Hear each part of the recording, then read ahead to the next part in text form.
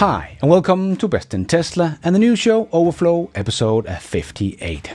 We had some great news about Tesla's semi-truck, and we can see in China that electric trucks in general has already taken over and hydrogen trucks has gone nowhere. And we have some EV myth being busted as well. And while we see EV adoption continues to grow, the German OEMs are still trying to fight the inevitable. And Jaguar has fired their design boss who led the design team for their controversial Type 00 concept car. And we are seeing the first legacy automakers starting to use Giga casting in production. And Elon has some very good news about Tesla's Robotaxis. All of this and much more in today's episode. Let's dive right in.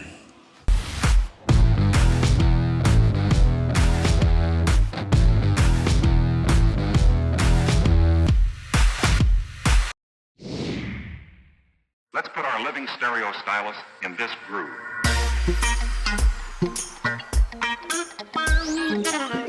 And while we are all focusing on Tesla's full self-driving software and robotaxis, we can't forget about Tesla's other huge business, coming soon in volume, the Tesla semi-truck. DHL has officially taken deliveries of its first all-electric Tesla semi-trucks. The Tesla Semi exceeded expectations in DHL's 2-week, 3,000-mile trial. The truck averaged 1.72 kilowatt-hours per mile while operating at average speed of over 50 miles per hour. One tester did 390 miles with a fully loaded with a cross-combined weight of 75,000 pounds. Our pilot of the Tesla Semi exceeded expectation, proving its ability to efficiently haul a typical DHL freight over long distance on a single charge, said Jim Monkmeyer, president of Transportation's DHL supply chain in North America. Integrating the Tesla Semi into our fleet is an important step towards achieving our decarbonization goal and delivering more sustainable solutions for our customers. With its range of up to 500 miles, the Tesla Semi unlocked opportunity that were previously beyond the limits of heavy-duty EVs, and we are excited to partner with Tesla to make that a reality. Its new home in Central California, where the truck is traveling approximately 100 miles per day, requiring charging about once per week, and offer range of up to 500 miles fully loaded. Additionally, it is projected to reduce greenhouse gas emission by 50 metric tons annually. Yes, this is something Tesla is really going to dominate, as no one else has a Class 8 semi-truck that can do 500 miles on a single charge. You can't even find hydrogen trucks that can do that. So Tesla is really going for short haul with the smaller semi-truck and long haul with the bigger semi-truck with the 500 miles of range. Unlike someone like BYD, whose largest Class 8 semi-truck has a range of about 200 miles. And we see the same for Volvo and Mercedes, even though Mercedes have got a pretty nice EV semi-truck that can do 300 miles, but not quite up there with par on Tesla's semi-truck with 500 miles. But of course Mercedes would not be able to do this, as they didn't even believe Tesla could do it when they revealed the truck, even said it defied physics. But DHL has just proven it together with Pepsi. So Mercedes has some catching up to do. But Tesla is about to start volume production at their brand new semi-truck factory, which is built to have an annual capacity of up to 50,000 units when fully ramped. And that factory will start production in a few months. No one else is thinking this big in electric semi-truck production. And Sangler also shared big news: Tesla Semi mega chargers are in at Giga Semi, so they are getting ready to ramp this up. And Daimler has nothing that can compete in terms of specs and probably also price, as we know Mercedes is still losing money on selling their smaller EVs, let alone a huge semi-truck. But they are not ready with a countermove against Tesla's huge factory coming online very soon in the US. And the savings we know EVs gives its customers is only multiplied with a huge semi-truck. So the transition to electric semi-truck will be as fast as the production can keep up with. The demand is going to be off the chart, and now we have multiple companies confirming Tesla semi-truck can actually do what Tesla said they will be able to do, and companies can make the shift one-to-one from diesel to electric without compromises. This will be such a huge business for Tesla and is also coming in 2026. It's going to be one hell of a year for Tesla. And speaking of electric semi-trucks, even though Tesla has already shown the world that they work for long-haul trucking, China has already shown it works for short-haul trucking as well and is killing the diesel truck in China faster than anyone expected. Clean Technica wrote a great piece on what is happening right now in China's trucking industry, with this article called China's BEV Trucks and the End of Diesel Dominance, because cheap Chinese battery electric heavy trucks are no longer a rumor. They are real machines with real price tags that are so low they force a reassessment of what the global freight industry is willing to pay for electrification. You can now get a short-haul truck with 400 kilowatt hours or 600 kilowatt hours with a price tag between 58,000 to 85,000 euros in China. And even with all the modification they will have to do to get them legal and approved in a place like Europe, they don't expect them to cost much more than 80 to 120,000 euros in Europe. Quite a different price tag than what you would have to pay for an electric semi-truck from Volvo or Daimler. That is more in the 250 to 300,000 euros range. So this is not good news for the legacy automakers. They are not just losing the electric car battle, but also the electric truck battle. And their diesel business will go out of business a lot faster than most people thought, because the EV trucks does not really cost more than the diesel trucks on the sticker price anymore. And the reason why they can do this is because they are purpose-built electric trucks built around the LFP package, integrated e-axles, and the simplified chassis architecture that becomes possible when the engine bay, the gearbox, the diesel tank, the emission control, and half of the mechanical complexity of a truck disappears. Anyone who has worked with a heavy vehicle knows the cost structure of a diesel powertrain. Removing the entire system while building a very large-scale production numbers that do not match Western experience. And the old guys are still trying to use the old diesel design to make an EV, and that is why they can't make them cheaply or efficiently as the Chinese that are starting with a blank sheet. And the shift is happening extremely fast in China. Like they wrote in this article, China's shift away from diesel in the heavy truck segment is dramatic. The country sold more than 900,000 heavy trucks in 2025. Diesel's share fell to about 57% this year. Natural gas truck rose to around 29%. Battery electric truck reached 13%. Early 2025 data points to battery electric share rising again to about 22% of new heavy truck sales, with diesel falling close to the 50% mark. But you might have heard some people say that hydrogen trucks are the future, and Daimler still thinks this, and Bill Gates has been out saying that electric trucks will never work and Tesla semi-truck will never work. Well, if you have been following this channel for years, you will know that I have been saying this from the beginning, that hydrogen trucks makes no sense. It's inefficient and expensive, and that does not change just because the vehicles becomes bigger. Quite the opposite.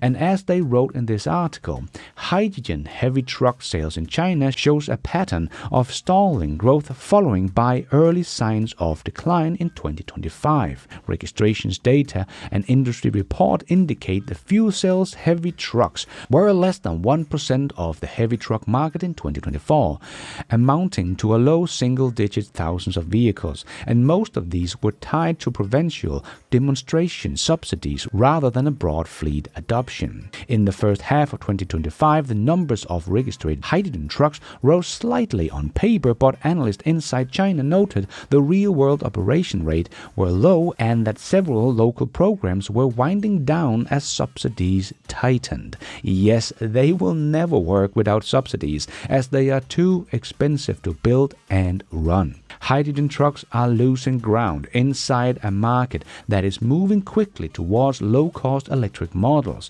and operators are stepping away from fuel cells platform as more credible electric options appears.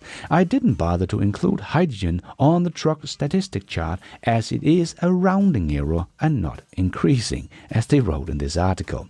Yes, the hydrogen truck is dead. The story of heavy truck is no longer a slow migration from diesel to a distant alternative. The transition is already underway at scale inside the world's largest heavy truck market. It does not look like the long-haul hydrogen scenario that dominated Western's models for the last decade. It looks like battery electric trucks built cheaply and deployed quickly in short-haul service. The economic logic is straightforward. The operational fit is strong. The supply chain is built. The lesson for Western operators and policymakers is that the cost curve has shifted. Yes, and Tesla's semi-truck will make sure that even long-haul trucking will be electric, as their partnership has already proven. There is really nothing left for the old diesel truck or hydrogen truck and the legacy automakers. And as I have said many times before, the adoption of the electric truck will happen much faster than the electric car, because here it's all about the spreadsheet. What makes the most economical sense, not how it looks or if it had hand-stitched leather inside. And now China has proven exactly that. Electric trucks are already taking over. And there are still people that think EV batteries will die within a few years and you can't drive very far in an EV. But I personally have some experience in this, and we also have some numbers that can show it is not the case. The EV guy wrote on X, your EV is basically an iPhone. Anti-EV people love repeating things like EV batteries will die within a few years, just like your iPhone. So about that, actual data, not Facebook comments, from Recurrent show the opposite. Battery replacement rate of new EVs are around 0.3%. Yes, 0.3%. For reference, a study shows that the most reliable engine is Toyota, with the replacement rate of 0.6%. Some of the worst are Audis at around 3.7%, Minis at 2.5%, and Vauxhall or Opel at 2.43%. This put EV batteries around 2 to 12 times more reliable than the ICE engine. But don't let the facts ruin the outrage. Manufacturers have nailed thermal management, cooling, preconditioning, basically every need to keep batteries healthy for 15 plus years. And I have already shown in another news show that Tesla has patents for making batteries last even longer, with making sure that degradation is even slower. And as you write here, modern EV's batteries are not like the ones in your cracked iPhone 7 that dies at 40%. So no, your 40,000 pound EV isn't going to crap out in 3 years. Yes, I unfortunately also hear this from time to time, but I have a Tesla Model 3 from 2019 that has driven around 200,000 kilometers and is still going strong. And I still even see people that just don't want to buy an EV, but will always drive ICE cars. But let me tell you, people saying that have either never driven an EV or only driven a really bad one. Because I have had my old Model Y to service to get some scratches fixes on my rims, so I have got a loaner ICE car, a Skoda Fabia station car. After driving a Tesla for 6.5 years and only driving EVs for 6.5 years, getting back into an ICE car like this really just confirmed for me how much better EVs are. The ICE car is just truly inferior in every single way I care about in a car. I have to use a key fob and open and close the car manual with this key fob. It's noisy, it smells, there is no instant torque whatsoever, there's hardly any torque at all.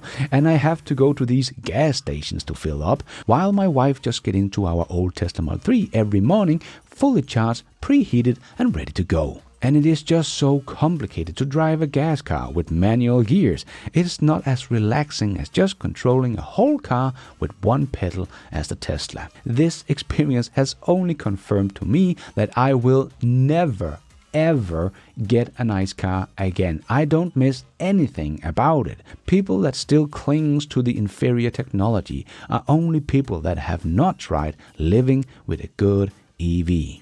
And Jordan also shared this myth about EVs. EVs can't go very far. The numbers says otherwise.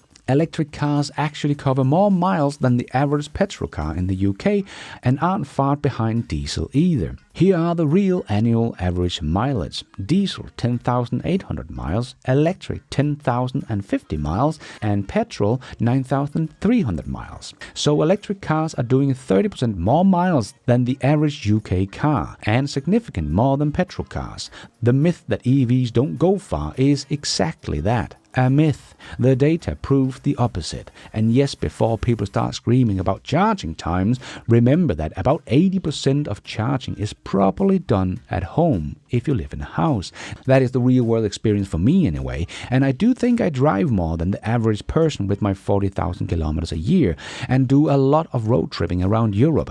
But 80% of the charging for me is done at home, meaning I spend zero time on charging 80% of the time. So this means I no longer have to go to the gas station 2 times a week as we did before, saving us about 10 minutes a week at least, meaning that we at least save about 9 hours a year on having an EV over an ICE car when it comes to fueling the damn thing. So no, people don't spend more time fueling an EV either than an ICE car doing a whole year. That is also a myth. Unless you always charge at a supercharging station, of course. EVs are just better in every single way. And let's squeeze in the last short news topics into this news show. Yes, it's time for the Tesla Shorts. Even though we always hear people scream about more affordable EVs, well, even though you can get some EVs for less than $30,000 in Europe, they don't always sell very well. As Electric Nick reported, in the Netherlands, for example, NIO's Firefly brand began selling about 5 months ago and has reached 31 registrations so far. The small, cute compact is now priced at 20,000 euros, down from 30,000 euros. Yeah, 31 registration just shows us people don't just want an affordable EV, they want a good, affordable EV. And no wonder they had to lower the price on this tiny car, as Tesla's Model 3 Standard was only 7,000 euros more expensive in the Netherlands. But 25,000 euros for a tiny EV sounds more like it. But there is no doubt that NIO is not making any money on selling that EV in Europe. And we can see NIO is actually struggling a bit in 2025 in the Netherlands. So it is not just Tesla that has a tough year in Europe, you just don't hear about anyone else in the mainstream media. And while we see EV adoption continue to grow, as I showed in my other news show, the Germans are still trying to delay the inevitable, as Alex reported. In a letter to the EU Commission, German Chancellor Merz refers to highly efficient combustion engines in order to soften the blow of combustion engines phase-out due to the low CO2 standards. Yesterday, the Federal Press Conference, when asked by media when an internal combustion engine is highly efficient, the answer was, a highly efficient internal combustion engine is an internal combustion engine that is highly efficient. Oh my God, indeed. When the ICE transforms only 16 to 25% of the energy into forward motion of the vehicle, and an electric car is 87 to 91%, then the ICE is highly inefficient and the electric car is highly efficient. The German federal government not only has little to no understanding of the basic physics, it is also making itself look ridiculous nationally and internationally, and is accelerating the decline of the German automotive industry with measures that do more harm than good. In short, there is no such thing as an efficient ICE car, and there is also no such thing in the future. Yes, exactly. What a joke. And Jaguar has fired their design boss, Gary McGovern, who led the design team for the controversial Type 00 concept. this weird looking thing. Earlier this year, Jaguar said it was fine losing its current customer base. Jaguar is fine with targeting a different audience, even if that means saying goodbye to most of the existing customers. But I guess that has changed, as this concept has probably been nothing but a disaster for the Jaguar brand, as they have probably lost the old audience, but not really got any new audience. And we did see Tesla's full self-driving version 14.2.1 handle 2 horse and buggies while approaching a hill with no visibility to potential oncoming traffic, and it didn't do something hasty, just stayed calm until the road ahead was visible and then overtook perfectly. Nicely done. And Kyle from Autospec Reviews shared, a lot of people don't know this, but many Electrify America charging sites have Tesla energy storage units on site. Help with peak savings to decrease demand charges. Yes, even if it's not a Tesla charger, Tesla is still part of the business, as they have so much more than just charging stalls. And you probably remember automotive executives saying Giga casting didn't bring any benefits. Well, now we see new Volvo EX60 adopt Tesla-style one-piece rear underbody Giga casting. A look inside Volvo's first mega casting factory. Volvo's new 8,400-ton die casting machine from Bollnäs at the Torslanda plant in Sweden is now in full production, manufacturing the rear underbody mega casting for the upcoming all-electric EX60, the BEV successor to the best-selling XC60. Veteran foundry expert Phil Drew explained the leap. We are replacing dozens of stamp and weld parts with a single huge casting, produced in one shot in just 120 seconds. Aluminium ingots are melted, precisely dosed and injected into a 130-ton modular mold. Yes, nice to see the Western brands in the industry catching up and doing what Tesla has been doing for 5 years now.